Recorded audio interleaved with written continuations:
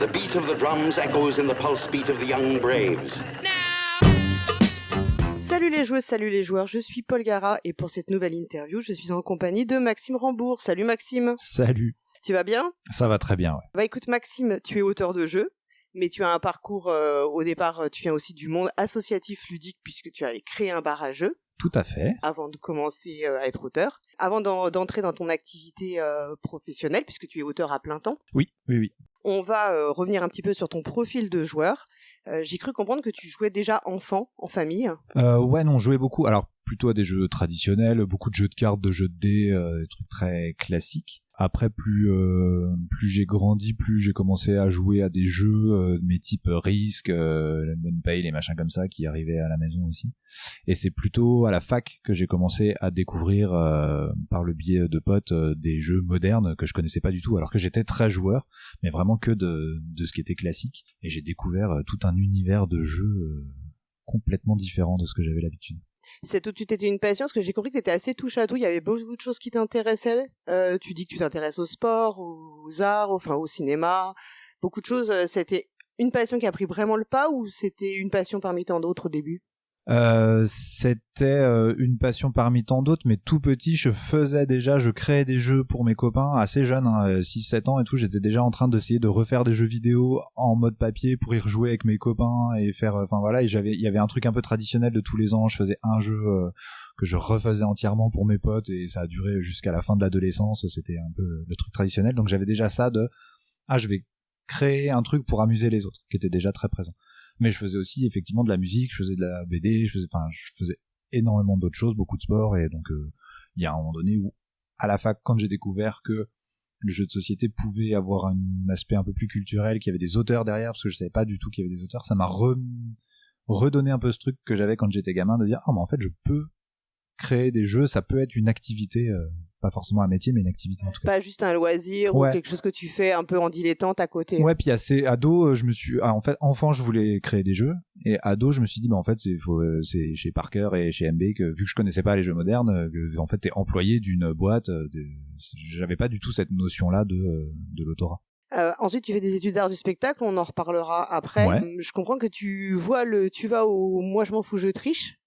Tu dois y aller puisqu'à un moment, tu reviens avec l'idée de faire un bar associatif sur ce modèle. Ouais. Alors à la fac, du coup, c'est là que je rencontre Gabriel Durnerin qui me fait découvrir tout ce monde ludique extraordinaire, dans un autre cadre complètement, mais du coup, il me fait découvrir ça. On commence à monter des soirées dans les bars à Metz. D'accord. Là où on est à la fac. Donc tu animais ? Ouais, des soirées jeux où au début je participais en tant que joueur pour découvrir ça, puis au fur et à mesure je l'accompagnais parce que c'est devenu assez rapidement un bon copain. Je l'accompagnais sur l'animation et assez vite nos études d'art du spectacle dans cette fac-là en l'occurrence, on savait que ça nous mènerait pas à grand-chose et que c'était hyper intéressant mais que c'était pas quelque chose qui allait aboutir sur autre chose. Et du coup, on a eu l'occasion de monter un projet de jeu. On savait pas trop quelle forme ça allait prendre. Et le hasard a fait qu'on s'est retrouvés à Lyon pour faire ça, pour étudier un peu plus le jeu, où on voulait se faire une grosse culture ludique, donc tester un petit peu beaucoup de choses. Et notamment à Lyon, il y avait les bars à jeux. C'était un peu le seul endroit, en tout cas le plus proche de là où on était. Et pendant un an, on a fait que jouer. Et on avait plutôt l'intention de monter un site de critique de jeux. Enfin, c'était encore assez balbutiant. Et assez rapidement avec Gab, on s'est plutôt orienté sur, mais en fait les cafés-jeux dans lesquels on va là, c'est génial, il faut faire ça et c'est un bon point de départ pour après démarrer d'autres choses. Et on est revenu à Nancy où on a créé la Ferme de l'Ours. Et le choix du modèle associatif plutôt qu'une entreprise commerciale En fait, on avait nous une grosse culture associative via la fac, via l'art du spectacle, où nos études n'étaient pas intéressantes, mais par contre les assos qu'on a montés, les spectacles qu'on a montés via ces assos-là, il y avait des petits festivals, il y avait des choses comme ça. On avait du coup de fait nous une grosse culture associative, donc ça nous paraissait assez naturel. Et on savait que monter une asso c'est très simple, on peut le faire du jour au lendemain, et monter une entreprise c'est plus compliqué, ça demande plus de compétences, et c'était un bon point de départ. Ça engage plus aussi la responsabilité entre guillemets d'avoir une entreprise où il y avait ce côté très professionnel qui vous plaisait moins, il y avait vraiment l'envie de rester dans l'associatif parce que ça véhicule aussi des valeurs qui sont différentes. Ouais, en fait. clairement. Il y a une forme de liberté qui n'est pas la même. Et il y a toujours une volonté aussi de se dire, c'est pas pour gagner de l'argent qu'on le fait, c'est effectivement pour avoir une activité. Moi, j'ai été salarié de l'association assez rapidement et ça me permettait de pouvoir m'en occuper correctement, mais c'était pas, le but n'était pas de gagner de l'argent et ça nous permettait aussi d'avoir une certaine liberté et de mener ça comme on voulait. Donc vous fondez La Fin de l'Ours, Gabriel et toi. Ouais. En quelle année ? 2008. Ouais, donc c'est quand même assez précurseur parce que les barrages ont explosé aujourd'hui, mais je pense qu'en 2008, il n'y avait pas non plus la même implantation. Non, on n'était vraiment pas nombreux. Alors il y avait des bars historiques qui existaient depuis très longtemps à Toulouse, à Lyon, mais effectivement au moment où on le monte, on n'est pas beaucoup. Pendant quelques années, on n'est pas beaucoup. On essaye de se fédérer un peu et au moment où on a commencé à se fédérer, en fait, on a en 2008-2015, c'est une époque où la démocratisation du jeu, elle s'accélère énormément. T'as le début des années 2000 qui est un gros marqueur et après le début des années 2010. Mm-hmm. Et donc nous on l'a vécu même en tant que joueurs qu'on voyait dans notre bar, etc. On a vu une vraie évolution. On était très peu nombreux au départ et puis à l'arrivée maintenant il y a énormément de barrageux dans tout. Tu es toujours actif à La Fin de l'Ours ? Plus du tout, non. J'y passe régulièrement, je vais jouer, boire des coups, je fais le vieux meuble, je râle, je dis que c'était mieux avant, mais je suis plus du tout dans la gestion. Vous êtes aussi, vous faites partie du réseau des cafés ludiques ou pas ? Ouais, tout à fait. Bah, quand je dis on s'est essayé de se fédérer, machin, on fait partie des 4-5 cafés qui ont alors créé, c'est un gros mot, mais contribué, qu'on pensé et réfléchi le réseau des cafés ludiques. De ton point de vue, ça vous donnait vraiment une force aussi en tant qu'interlocuteur dans le milieu ? Alors moi, c'est le moment où c'était plus compliqué comme projet pour moi parce que je suis plus dans l'action directe, dans l'action en tout cas, et ce projet-là, il a pris des années de réflexion. D'accord. Et donc effectivement, j'ai plus laissé, j'ai participé à ces réflexions-là, mais j'ai un peu laissé d'autres gens aller au bout des réflexions, etc. Moi, je voulais que ça avance, qu'il se crée des choses, et c'est le moment où j'ai commencé un peu à lâcher l'association et à passer plus sur mon temps d'auteur. D'accord. Donc tu le fais avec Gabriel Vianderin, qui lui aussi il est toujours actif dans La Fin de l'Ours, ou lui aussi, de même il a fait son propre chemin dans le monde du jeu. Ouais, il a fait un tout autre chemin, plus rapidement que moi. Il a quitté entre guillemets l'assaut assez rapidement parce que lui il a trouvé un boulot chez un éditeur de jeux, chez Yellow au tout début, et donc c'était plus compliqué d'avoir un travail à temps plein et de s'occuper de la gestion d'une asso comme celle-là. Et quand vous faites donc La Fin de l'Ours, vous avez quand même l'idée après de passer d'un statut associatif où vous êtes aussi dans une relation amicale à une activité vraiment professionnelle. Vous le voyez comme une continuité déjà, ou c'est la vie, les chemins de vie qu'on fait que ça a pris cette tournure en tout cas pour toi? La Fin de l'Ours, c'est resté une association. Si j'ai... Ouais, okay. Oui. Ah, que le fait que tu moi... vois, est-ce que tu t'es dit, en fait, je vais faire cette première étape de faire le café ludique parce que c'est un modèle qui me plaît et en associatif, et puis peut-être derrière, ça débouchera sur d'autres opportunités, ou au début, tu t'es dit, moi, voilà, c'est ça que j'ai envie de faire, un café ludique, et je reste joueur avant tout plutôt que de devenir un professionnel du jeu, si on peut dire. C'est hyper compliqué de répondre à cette question-là parce que je pense qu'il y a une part d'inconscient qui était là-dessus, de dire, il y avait un truc assumé qui était, c'est un point de départ, mais on sait pas de quoi. Et il y avait un côté aussi, on le fait, on réfléchit pas, donc il y avait une volonté de pas non plus trop mettre d'enjeux ou de choses comme ça dessus. Et surtout à un jeune âge comme ça, à un projet comme celui-là, c'était on le fait, on verra bien où ça va et où ça nous mène. En se disant, effectivement, le but c'est que ça nous mène quelque part, mais on n'avait pas du tout. Moi, j'avais déjà envie d'être auteur de jeu, mais c'était pas du tout un objectif. J'ai cru comprendre aussi que La Fin de l'Ours, ça t'avait permis, parce que tu le dis, tu as toujours créé des jeux, même enfant, tu le faisais.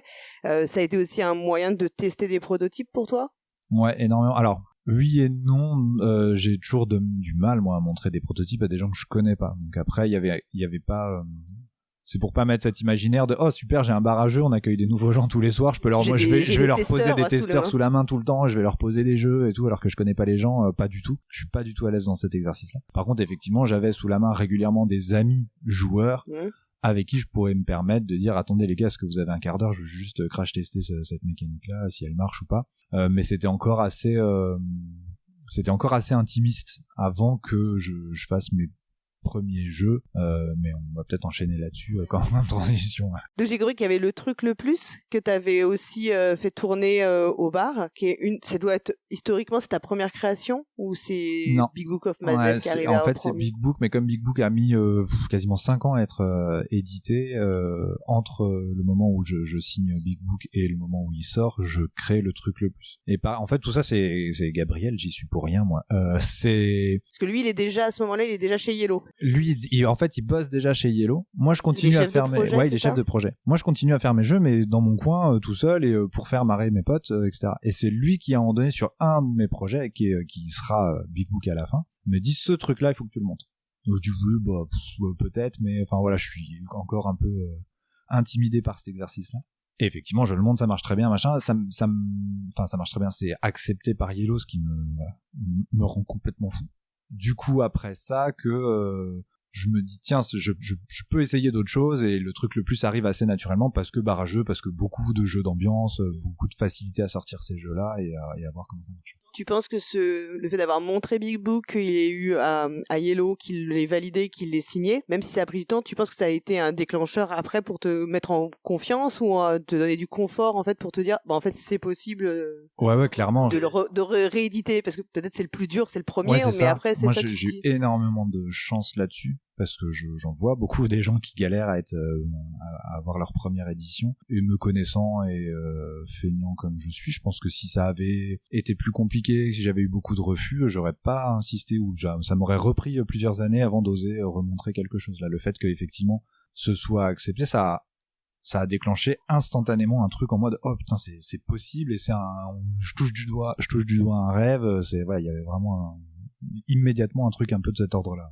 Chez Yellow, ton chef de projet sur le Big Book of Madness, ça va être Gabriel ou c'est quelqu'un d'autre? Comme ça dure 5 ans, c'est plein de gens. C'est un peu le problème des boîtes où il y a un gros turnover. Ça a été Gabriel, oui, pendant une grosse partie du dev, quasiment tout le développement, c'était Gabriel. Et comment tu gérais ça? Parce que là, du coup, vous étiez plus dans la même relation purement amicale, vous étiez dans une relation plus professionnelle, ou peut-être parfois il te faisait des retours qui étaient pas dit de la même, enfin qui étaient pas sur la même intention parce que t'as pas le même rôle, avec d'autres, il avait forcément d'autres considérations. Comment vous l'avez géré ce glissement de votre relation en fait? En fait hyper naturellement, parce que on avait déjà monté des projets associatifs, des choses qui étaient importantes, des festivals, des actions, enfin, et donc on avait déjà une relation de travail. En fait, c'est pas parce que c'est associatif que c'est pas du travail et que c'est pas des organisations et des structures sérieuses entre guillemets. Donc en fait, c'était complètement en fait c'était même plus facile puisqu'on avait déjà nos automatismes de travail, on savait déjà qu'on pouvait se dire à peu près tout, et que enfin voilà, on se connaissait tellement bien que ça posait pas de soucis. Donc le jeu sort en 2015? Ouais, je crois novembre 2015 ou 2014, mais je crois que c'est 2015. Et ensuite tu fais le truc le plus aussi, c'est aussi chez Yellow? Ouais. Là c'est pas du tout le même style parce que Big Book of Madness c'est un jeu coopératif avec du deck building. Oui, tout à fait. Là on est le truc le plus, j'imagine que c'est plus, enfin c'est ce que tu as dit, hein, c'est un jeu d'ambiance que t'as pu faire tourner au bar en fait. Ça fait un peu le grand écart. Ouais. Toi t'es un joueur, je comprends que t'es un joueur quand même assez éclectique, comme on dit, c'est-à-dire que t'as pas un type de jeu préféré, donc ça correspondait aussi à tes attentes de joueur de créer des jeux très différents. Mes attentes de joueur, ouais, c'est une bonne façon de le dire, c'est-à-dire que je me dis pas tiens je vais créer tel jeu, ou la création, la façon dont je pense que je le perçois, c'est en fait j'ai envie de jouer à ça existe pas, et donc comme je joue à tout, naturellement je vais effectivement aller dans toutes les directions possibles, et même sur des points de départ, si je trouve une mécanique ou je m'inspire de quelque chose, je sais pas encore si ça va être un petit jeu d'ambiance ou un gros jeu ou un coop ou quoi, je me laisse, j'ai pas d'objectif quand je crée, donc ça peut aller dans n'importe quel sens. Oui, t'as pas déjà une vision du produit fini, si on peut dire, vers laquelle après tu vas aller, c'est plus tu laisses dériver les idées, faire les itérations et... Ouais, que moi je suis un adepte du chaos, volontairement, et c'est créateur pour moi le chaos, et je ne sais pas du tout où je vais, je sais pas ce que je suis en train de faire, je me laisse porter, et ça ne donne rien 90% du temps, hein, c'est une façon de faire qui est vraiment pas assez structurée pour être efficace, mais c'est là où je suis le plus à l'aise et où je prends le plus de plaisir, c'est de dire je me donne aucune limite, aucune contrainte. Et tu penses qu'il y a j'imagine qu'il y a des jeux auxquels tu as joué en tant que joueur qui ont été des sources d'inspiration peut-être inconscientes, et ça t'est arrivé d'avoir des jeux auxquels tu as joué qui t'ont marqué au point que tu te dis ça c'est vraiment intéressant, j'ai envie de m'inscrire là-dedans, ou j'aimerais bien réutiliser cette mécanique, ou t'essayes au contraire de te détacher des jeux auxquels tu joues? Je pense qu'en fait obligé, que tout est une source d'inspiration déjà, mais d'autant plus les jeux, et d'autant plus quand ils sont marquants en tant que joueurs, ils sont forcément marquants dans la création aussi. C'est évident que Big Book, ça arrive après Dominion, qui est une claque extraordinaire en termes de joueurs, ça n'existe pas avant, et quand ça arrive c'est complètement fou. Et les jeux coopératifs, et il y a un truc de en fait je veux mixer ces deux domaines-là, j'adore les deux choses, ça n'existe pas encore, et c'est ce que je disais tout à l'heure, la création de en fait je veux jouer à ça n'existe pas, je vais le faire, et il y a donc oui forcément à chaque fois il y a tiens je vais mixer ça avec ça, mais c'est pas conscient du tout. C'est-à-dire, en fait, je voudrais jouer à ce jeu-là qui n'existe pas encore. Mais c'est ce que Vlad Ashfatil, il travaille comme ça, en fait. Il dit que lui, il a créé des jeux là où il estimait qu'il y avait des manques mécaniques. Et c'est pour ça qu'il fait des jeux si différents les uns des autres, parce qu'en fait, alors qu'il y a des auteurs qui vont faire un peu, je sais pas, Rosenberg, il a fait quand même beaucoup de jeux qui se ressemblent, où tu retrouves des choses qu'il a améliorées et tout. Mais Vlad Ashfatil, il dit c'est pour ça que lui, il fait des jeux si différents, parce qu'il a cette vision de dire, là, je trouve qu'il y a un manque, j'ai envie de créer le jeu qui va faire la passerelle, en fait, entre deux choses, quoi. Donc, ce serait plus cette vision-là. Toi, tu te dis, ça n'existe pas, j'ai envie d'y jouer, donc, je vais pas attendre que quelqu'un le fasse, je vais essayer de le faire moi. Ouais, je le conscientise. En fait, j'essaye de, ce que je disais tout à l'heure, d'avoir le plus de liberté possible. Ça demande aussi de ne rien conscientiser. Donc après, plus on me demande et qu'on me pose des questions, plus je suis obligé de faire l'effort de conscientiser les choses. Et donc ça me révèle à moi-même pas mal de réflexes. Mais oui, certainement qu'il doit y avoir un peu de ça. Mais ce que je disais tout à l'heure, mais on en parlait pour autre chose. Mais c'est, moi j'aime bien jouer. Donc en fait, la création, elle vient du fait que tiens, je suis tout seul là, et en fait, j'ai envie de jouer. J'ai pas un jeu qui me va, et donc je vais le faire pour pouvoir y jouer. C'est même pas le faire pour le faire, c'est mon but au final, c'est de jouer à un jeu. Ensuite, je sais pas comment ça s'articule chronologiquement, mais tu vas rencontrer Théo Rivière à un moment. À un moment, ouais. À un moment, donc je sais pas en quelle année exactement. Ça va changer des choses. Et on peut dire que c'est ton seul co-auteur aujourd'hui. Ouais, je suis. Alors, il y a plusieurs questions. Chronologiquement, je rencontre Théo à la fin de l'ours, justement, à Nancy, parce que lui, il bosse aussi chez Yellow pendant un temps. Et donc, ça gravite autour de Gabriel, etc. Donc, c'est le même groupe. On se côtoie, mais vraiment pas plus que ça, quoi. On se croise à des moments et on s'apprécie, mais il n'y a pas une amitié ou une relation qui se crée à ce moment-là. C'est plus tard, quand on se recroise, quand lui il est à Bruxelles et qu'on se recroise sur des salons, sur des festivals, qu'il commence à sortir pas mal de jeux, et qu'il a ce contact facile aussi, et comme on s'était déjà croisés, on arrive assez rapidement à discuter et à se dire tiens, ce serait bien qu'on fasse quelque chose ensemble. Mais comme alors j'allais dire comme il le fait avec tout le monde, peut-être moins maintenant, mais voilà, il a ça de façon très naturelle, Théo. Moi, à l'inverse, pas du tout. Je suis pas du tout à l'aise avec le co-autorat. J'aime bien travailler dans mon coin. Alors, j'adore la relation éditoriale. J'aime bien ce qu'on m'apporte sur le côté éditorial et cette relation de travail. Mais où les tâches sont peut-être plus c'est définies. Ça. Elles sont plus définies. Alors que dans le co-autorat, en fait, on est complètement à égalité, en fait, et on est sur le même, exactement, on va faire la même chose, en fait. Ouais, c'est ça, et il faut savoir laisser son ego complètement de côté, et en fait, je pense que Théo et moi, c'est là où on s'entend très bien, c'est qu'on arrive extrêmement bien à faire ça. Et on a assez rapidement, voire même instantanément, découvert une vraie relation de travail ultra efficace et ultra plaisante. Je pense qu'en fait, on prend énormément de plaisir à bosser ensemble, et c'est pour ça qu'on continue à le faire. C'est ton seul co-auteur, je disais, vous avez fait ensemble The Loop, vous avez fait Fluffy Valley, vous avez fait Dracula versus Van Helsing, vous avez fait Happy Bee, c'est facile. Ouais, le coffre au trésor là, aussi, pour enfants, ouais. Voilà. Mais c'est ton seul co-auteur aujourd'hui. Pour le moment, oui. Tu envisages de travailler avec d'autres personnes? Que avec des copains. C'est même pas qu'avec des copains, c'est qu'avec des amis. C'est-à-dire que vraiment cette relation-là de travail. Alors après, tout peut changer du jour au lendemain. Moi, je fixe jamais rien. Ça peut arriver, mais j'ai besoin de savoir comment la personne fonctionne pour pouvoir bosser avec. Et c'est dommage parce que j'aimerais bien bosser avec plein de gens et être à l'aise dans cet exercice-là. Mais j'ai besoin de savoir ce que moi je peux dire, comment ça va être perçu par cette personne-là, quelles sont les envies en tant que joueur de cette personne-là, comment il fonctionne en termes de façon de travailler, etc. Et j'ai besoin d'être super à l'aise sur tous ces points-là pour me dire, ok, moi, voilà comment elles sont mes idées, et je sais comment toi tu vas les accueillir. Donc ça demande d'avoir déjà une relation d'amitié assez forte. Parce que souvent quand on parle avec des auteurs du co-autorat, tu valorises le côté ping-pong, le fait que en fait là où on est bloqué, l'autre débloque souvent la situation. Toi, quand tu fais la comparaison entre ce travail de co-autorat avec Théo et ton travail quand tu fais tes jeux tout seul, est-ce que tu trouves qu'il y a vraiment une facilitation au niveau du déblocage de certaines idées? Est-ce que tu retrouves, est-ce que ça te manque le ping-pong quand t'es seul, ou qu'est-ce que ça t'apporte d'être seul en fait? Quels sont les avantages un peu et inconvénients du... C'est compliqué d'y répondre parce que pareil, j'essaye de pas trop réfléchir à ces notions-là. Mais effectivement, il y a déjà une obligation de politesse quand t'es avec un co-auteur de travailler. Enfin, il y a un truc, des fois, moi, des projets tout seul, ils s'abandonnent, ils meurent dans l'œuf parce que à un moment donné, j'ai la flemme, je vais aller faire autre chose, je vais bosser sur un autre projet. Quand t'es avec un co-auteur, il y a une attente de quelqu'un, faut respecter cette attente-là. Enfin, en tout cas, moi, mais je pense qu'avec Théo, on a vraiment ce truc-là on veut faire plaisir à l'autre aussi, quoi. On aime bien sortir aussi la bonne idée parce qu'on sait que, l'autre, il va bien aimer l'idée que j'ai trouvée. On a une admiration mutuelle de cette façon de travailler. Et donc, ça donne une obligation il faut avancer sur ce projet. Donc le co-autorat, moi, je trouve que c'est beaucoup plus efficace dans le dev de départ ok, là le projet il avance, de toute façon on va se voir à ce moment-là, donc il faudrait que moi j'ai un peu bossé dessus pour te montrer que le projet m'intéresse et que je veux que ça avance. Donc ça, c'est une grosse différence.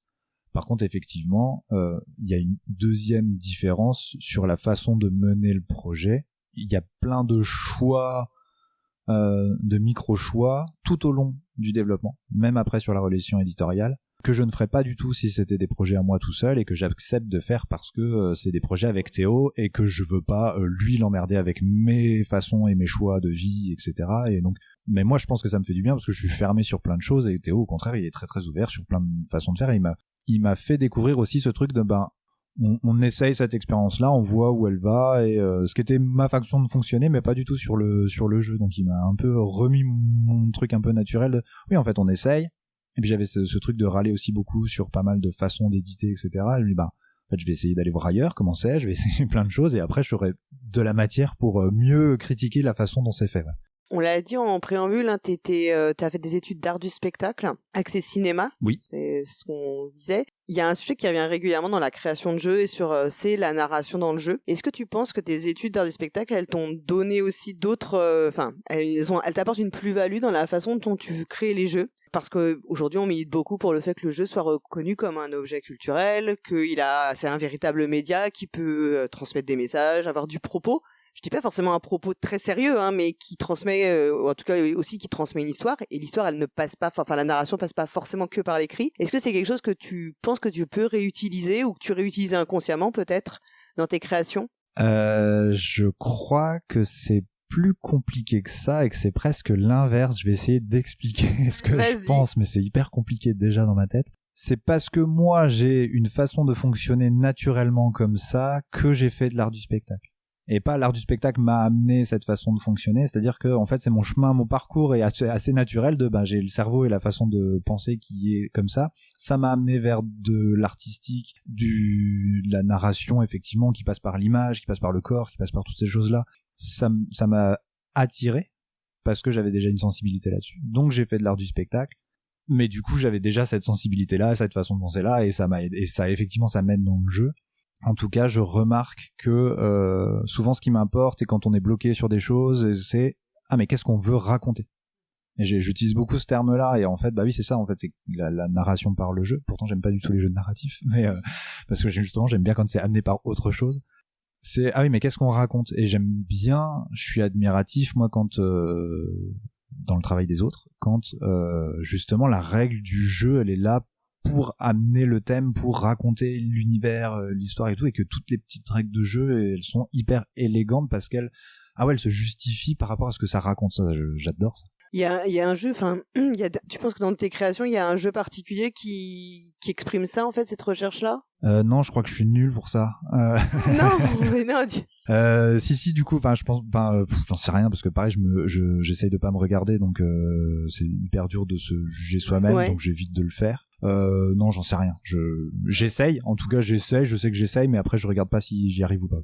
Et ça t'a donné aussi, parce que moi je trouve que dans le jeu le problème effectivement c'est que la narration souvent passe par l'écrit, des cartes à lire, etc. Et que ça c'est un peu le truc le plus évident. Mais c'est vrai qu'il y a d'autres jeux qui mécaniquement arrivent à t'apporter, je pense à un jeu tout bête mais La Colline au feu follet, je trouve que c'est un jeu qui est assez incroyable en termes de narration, alors qu'en fait il se passe juste des billes qui descendent. Je sais pas si t'as eu l'occasion d'y aller. Eh ben là, moi, je parlerais plutôt de scénographie que de narration. Alors après, on parle de la même chose, hein, mais c'est et notamment sur le jeu pour enfants, la scénographie, c'est voilà comment on met en scène par justement la structure de l'image et la composition des éléments de jeu. Et là récemment, pour recentrer sur moi, Fluffy Valley, je trouve que Lucky a fait un boulot énorme d'édition, parce que là la scénographie elle est fabuleuse, même si nous notre idée de départ c'est ça, c'est de se dire non, on veut qu'il y ait des petites bestioles, des petits chiens de prairie où on voit leur petit cucu quand ils vont dans leur terrier, et c'est notre placement d'ouvrier parce que c'est les cases, etc. Donc vraiment l'idée de départ c'est ça, mais le fait que ce soit aussi bien fait, aussi joli, et qu'il y ait plein de petits détails, les petits jetons qui vont tomber dans le terrier, enfin il y a plein de micro choses qui améliorent et qui mettent en valeur cette scénographie là, et donc ouais, ça j'adore quand on arrive à le faire. Oui, c'est plutôt exactement, c'est plutôt de passer par la scénographie parce que le jeu est un objet et c'est aussi sa force, il faut en tirer parti. Je pensais aussi à un jeu comme les jeux où par exemple Gizmos, par exemple, qui est un jeu où tu vas piocher dans un réservoir, il y a aussi tout l'aspect du geste, du rituel qui crée en fait qui crée de l'histoire. Et je sais pas comment toi tu le vois, mais je trouve que c'est souvent insuffisamment exploité, justement pour rapporter le propos en fait de ce qu'on fait. Je pense que The Loop, si on met un dé au lieu d'une tour à cube, mécaniquement c'est exactement la même chose en termes de jeu, ça change complètement tout. Et il y a plein d'exemples comme ça. C'est important de réfléchir aux éléments de jeu, mais ouais, c'est compliqué. Toi, ça t'importe le côté matériel aussi quand tu crées un jeu? Je passe immédiatement par le matériel. J'arrive pas trop à réfléchir la règle de jeu, etc. Il faut absolument, quand j'ai une idée, ok, faut que je la matérialise. Déjà, ça me permet de structurer mon idée, parce que sinon, tant qu'elle est dans la tête, il y a aucune structure dans mon cerveau. Donc, il faut poser, il faut que ce soit matériel, il faut que ce soit posé. Et du coup, je fais. Ok, ça marche pas. C'était quoi qu'est-ce que je voulais faire? C'était quoi mon idée en fait? Ah oui, c'était ça. Donc je recommence et je refais et je refais et je refais. Je passe par 1 million d'itérations, mais physiques. Il faut que je fasse les cartes. Pour que tu matérialises en fait ce que ça donne et que t'aies vraiment l'aspect manipulation également. Ouais, et puis en fait en faisant le travail de construction physique, c'est presque le moment où je crée. En fait, j'ouvre mon ordi, si c'est un jeu de cartes, je vais commencer à faire mon modèle de carte mais tiens, le coup, je le mets là. Ah ouais, il y a un coup dans mon jeu. Ah oui, peut-être. Du coup, il y a des ressources. Ah oui, alors faut que je mette la ressource là. Et voilà, c'est en structurant visuellement les différents éléments de jeu que je les crée et que je les structure. Enfin, je me répète, mais voilà. Cette année, en fait, donc là, on est en 2024, mais en 2023, parce nous sommes en janvier, quand nous enregistrons, il y a beaucoup de jeux de toit qui sont sortis. Alors, on sait qu'en réalité, c'est pas forcément qu'ils ont tous été faits en même temps, mais parce qu'il y a des jeux qui prennent du temps à sortir. Il y a eu Mind Up, il y a eu Fluffy Valley, il y a eu Dracula vs Van Helsing, il y a eu Vampire Village.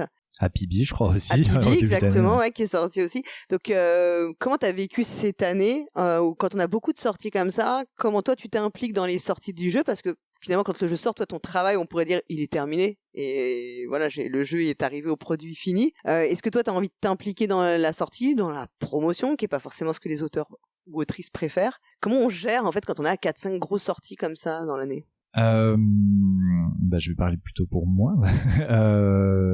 Moi, j'aime pas du tout. C'est vraiment un exercice dans lequel je suis pas à l'aise. Alors, je suis très content que mes jeux sortent. Pour revenir au début de ta question, j'ai vécu une super année ludique, parce que c'était extraordinaire d'avoir plein de sorties, de se sentir actif. Surtout que j'avais eu un gros creux pendant 2 ans. J'ai pas eu beaucoup de sorties. Donc après, ouais, c'est des hasards de calendrier. Et puis c'est marrant de se dire, ok, j'ai eu 2 ans là où j'ai pas sorti beaucoup de jeux. Ouais, parce qu'en fait, il y a 4 ans, j'ai pas beaucoup bossé pour plein de raisons. Je me suis retrouvé à avoir moins d'inspiration, à avoir moins de motivation pour bosser, et du coup, ça se ressent en termes de sortie 4 ans après. Il y a vraiment un truc assez flagrant là-dessus. Et après, des hasards de calendrier, de jeux qui sont signés il y a 8 ans et qui sont sortis cette année, et d'autres qui sont signés 1 an avant qui sont sortis aussi. Et donc, il y a eu un effet d'entonnoir, tout est arrivé en même temps. Après, sur l'aspect sur l'aspect prise en main des projets, etc., je fais un effort. C'est-à-dire que beaucoup d'éditeurs ne se rendent pas compte, mais je leur dis oui, vraiment par politesse, et je suis pas à l'aise dans l'exercice de la dédicace, je suis pas à l'aise, enfin, c'est même pas à l'aise, c'est que ça m'intéresse pas trop, je vois pas l'intérêt. Moi, je milite pas du tout pour que l'auteur soit mis en avant et alors moi, je veux qu'il y ait une reconnaissance des auteurs et une implication des auteurs par rapport aux éditeurs, par rapport au travail éditorial. Ça, je suis assez virulent là-dessus. Mais par contre, sur le public, non, je vois pas beaucoup l'intérêt. Pour moi, c'est juste, ah tiens, ça donne un élément de communication de plus à l'éditeur qui a pas eu assez d'idées enfin voilà, ça lui donne un moyen de com de plus. Et donc souvent, il y a un truc de, ah, mais c'est pour vous rendre service à vous, les auteurs, c'est pour vous mettre en avant et tout. Et non, en fait, c'est pour vous rendre service à vous. Donc après, ça rend service au jeu et c'est très bien et il faut trouver tous les moyens possibles, non, mais des moyens sains et cool de mettre en avant les jeux. Mais j'ai moins d'appétence là-dessus. Et c'est un débat qui est compliqué au niveau des auteurs parce qu'il y a des auteurs pour qui ça fait partie intégrante du métier, il faut le faire absolument, ou moi j'adore le faire, c'est cool, je le fais volontiers. Et c'est souvent difficile enfin moi j'ai du mal à en parler assez clairement aux éditeurs, de dire moi c'est pas trop mon truc. Après quand j'arrive à en parler, c'est très bien accepté, on s'embête pas avec ça, pas de souci. Mais maintenant j'ai plus d'expérience, donc je m'y fais beaucoup plus. Et puis pareil, ça dépend des contextes, ça dépend des projets. Je sais quand c'est avec Théo, déjà je dis oui plus naturellement parce qu'il y a Théo et parce que je veux pas l'embêter lui.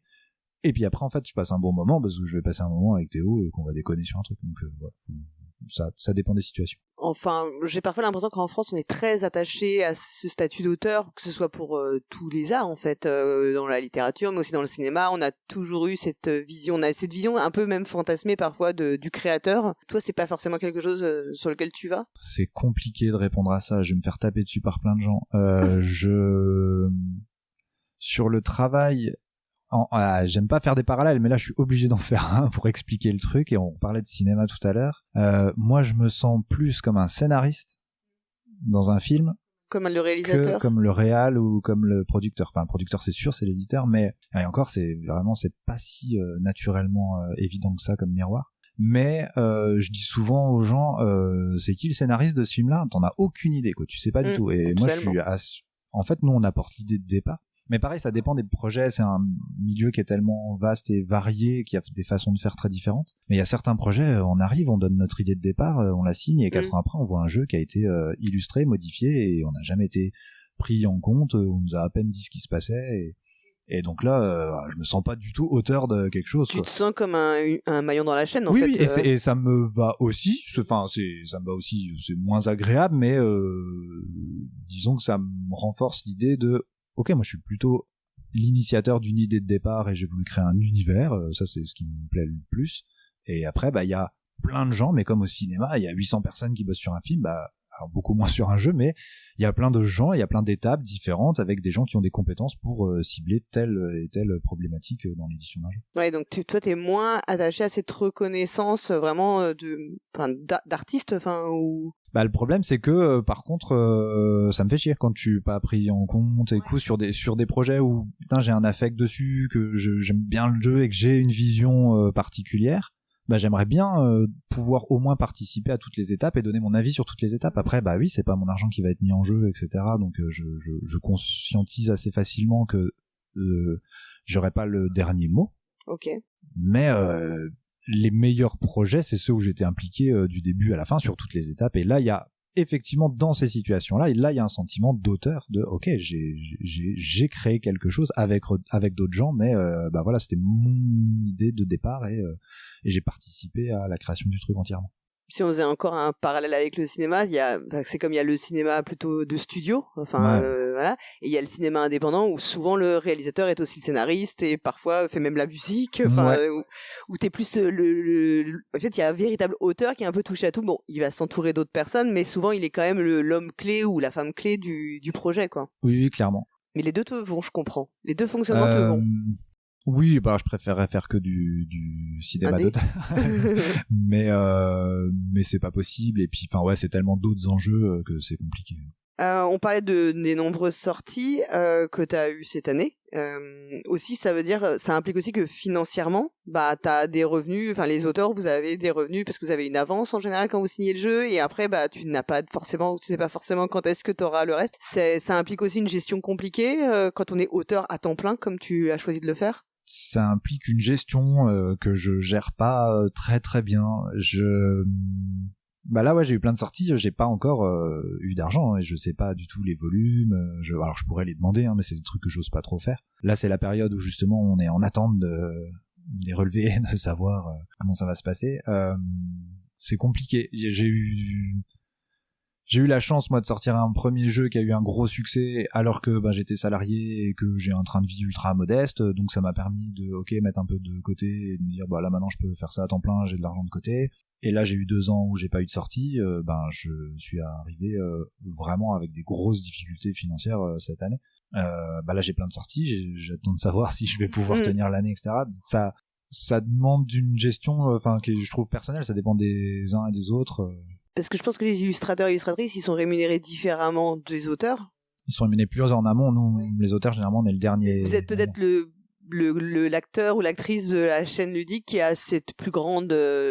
c'est pas du tout linéaire, en fait. C'est plus grand aléa et qui est pas évident à... On est l'origine du projet et on est la dernière personne rémunérée, payée. Quand c'est un jeu qui met 8 ans à se faire, effectivement, c'est compliqué. Quand c'est des jeux qui mettent 1 an, 2 ans, c'est le rythme naturel, ça va.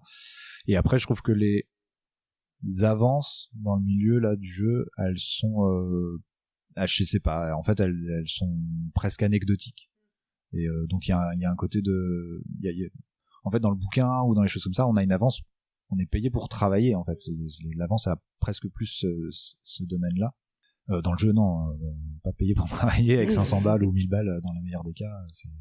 On les voit même pas passer les affaires. Et c'est assez rare, hein, mais comment tu envisagerais comment tu envisages le fait d'être auteur salarié d'un éditeur? Il y en a, par exemple, on cite toujours l'exemple d'Eric Lang qui a été salarié de Cool Mini en Note pendant assez longtemps. J'aime bien la liberté. C'est beaucoup trop important pour moi. Après, pareil, ça dépend des situations. Si c'est avec des copains et que je me sens libre et que je suis pas enfermé avec eux et que je peux faire des jeux ailleurs, ça, c'est très dépendant de plein de variables. C'est pas ce que je recherche en tout cas. Ouais, tu penses qu'on reste plus créatif quand même en étant libre? Ouais, puis là, il y a un truc de, c'est sécurisant. Jamais eu de travail sécurisant, etc. En fait, j'ai jamais eu de vrai boulot. Moi, j'ai tout de suite démarré par des trucs assez incertains et insécures. Donc, maintenant, c'est devenu naturel, quoi. Je m'inquiète plus trop pour ça. Dans les sorties, il y en a quand même plusieurs de l'année. Il y en a plusieurs qui sont pressentis pour l'As d'Or, dont on parle, on voit dans les pronostics, je ne sais pas. Les prix ludiques, c'est quelque chose auquel tu accordes de l'importance. Est-ce que c'est un achievement, comme on dit, pour toi en tant qu'auteur, ou tu gardes beaucoup de distance? J'ai envie de te dire, je sais pas, donc c'est qu'à mon avis, je garde énormément de distance. Oui et non, parce qu'en fait, ça m'intimide énormément aussi. Je suis ultra stressé, mais dans le mauvais sens du terme, sur l'idée d'être nommé un truc, parce que je sais pas comment réagir, je sais pas pourquoi, qu'est-ce que je fous là. Enfin, il y a vraiment ce truc de à quoi ça sert, qu'est-ce que du coup moi je dois dire de ça. Enfin, ça me pose énormément de questions et je sais pas où me mettre. Il y a un truc en fait, je pense que c'est ça, je suis en train de réfléchir en même temps. Ça me met dans la lumière et je veux pas l'être. Donc du coup il y a un truc un peu de non, choisissez quelqu'un d'autre, ça m'ira aussi. Et en même temps, putain non, c'est une reconnaissance de ses pairs, c'est hyper important alors c'est pas important de l'avoir, mais ça n'est pas rien, quoi. C'est-à-dire que je serais hyper fier, je serais hyper content, machin, mais je serais hyper intimidé aussi, ne serait-ce que d'être nommé. Donc oui, là je sais qu'effectivement j'ai eu des sorties, qu'elles ont été un peu appréciées, machin, donc je sais qu'il y a cette potentialité là, mais je l'attends pas. Il y a un côté de je serais presque rassuré en fait de Valette, parce que comme ça j'ai pas à m'en préoccuper.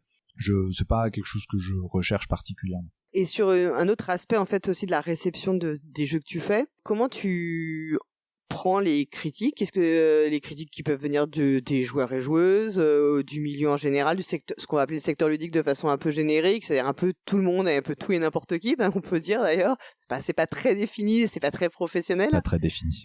Voilà, exactement. Est-ce que tu arrives aussi à avoir de la distance quand tu as des retours moins élogieux, ou est-ce que ça t'affecte? Je sais qu'il y a des personnes, selon les tempéraments, on est plus ou moins affecté, ou est-ce que tu penses que c'est sain qu'il y ait aussi des remises en question, y compris quand ça touche ton travail? J'ai l'impression que c'est un milieu où il n'y a pas assez de critiques, que les gens prennent très très mal les choses très vite. Et en même temps, quand ça m'arrive aussi de prendre une mauvaise critique, je peux pas dire que ça me touche pas, mais j'ai je renverse assez vite le truc, ou au final ça me fait rire, parce que la plupart du temps, c'est en fait les mauvaises critiques, elles sont tellement mal amenées, mal faites, que du coup c'est plus risible qu'autre chose. Et quand c'est une mauvaise critique qui est bien construite, qui est expliquée, qui est réfléchie, en fait c'est toujours hyper intéressant, parce que ok, il y a eu un boulot, il y a eu une réflexion derrière cette critique là et tout, donc quand elle est là, je trouve ça même presque intéressant.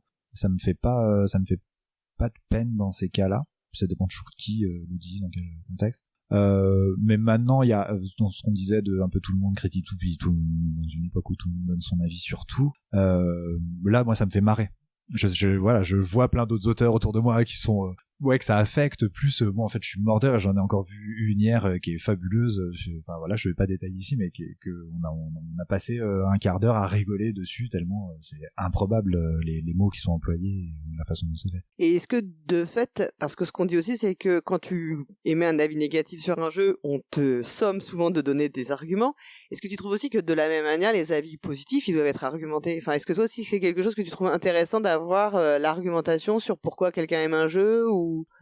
On est dans un moment où il y a tout un débat sur est-ce que c'est de la publicité ou est-ce que c'est de la critique, qui est intéressant, mais alors moi je suis à 1 milliard de kilomètres de ça. Je disais, j'aime pas faire la com, j'aime pas non plus la regarder, je m'y intéresse pas du tout. Donc je laisse ces débats-là à ceux que ça intéresse. Je me sens pas concerné. Et est-ce que toi, dans ta vision, tu milites ou tu t'en fous ou pas du tout pour que la reconnaissance du jeu comme un objet culturel, pour toi qui vient aussi qui connaît bien aussi les milieux artistiques, au même titre que ce qu'est le cinéma, au même titre que ce qu'est la littérature, le théâtre et plein ou la bande dessinée ou même le jeu vidéo qui est beaucoup plus, je pense, avancé en termes de statut, qui a plus milité peut-être plus tôt ou parce que peut-être les enjeux sont pas les mêmes, je ne sais pas. Ouais, alors là aussi je vais me faire taper dessus. C'est compliqué de répondre à ça. Alors je m'en fous pas. Je laisse volontiers, pareil, c'est de la lâcheté presque. Je laisse volontiers ce débat-là à d'autres. Et moi, il y a un côté un peu, en fait, c'est très institutionnel, ça. C'est pour rentrer dans une norme, dans une structure et tout. Donc ça a ses intérêts, certes. Mais j'ai un petit cœur d'anarchiste qui s'en fout un peu et qui se dit non, mais en fait, là, pour l'instant, c'est libre et on peut faire un peu ce qu'on veut. Donc effectivement, ça crée plein de soucis.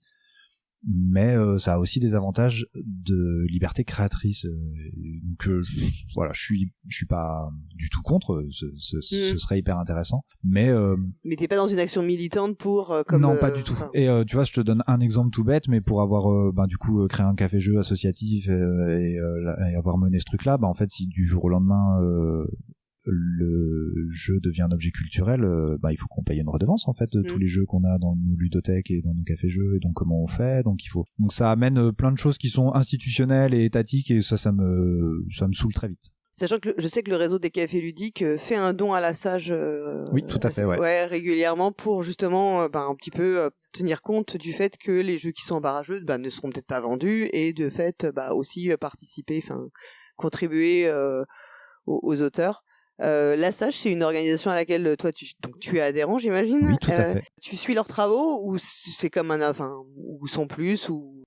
À regret, je suis leurs travaux de loin, c'est-à-dire que j'aimerais bien avoir plus d'appétence et d'envie pour ces trucs-là, mais je me rends compte que mais ce que je disais tout à l'heure, dès que ça devient un peu institutionnel, oui, il y a un truc administratif et des réflexions sur tout ça, qui ne correspond pas, quoi. Ouais, en fait, je me rends compte que je décroche très vite.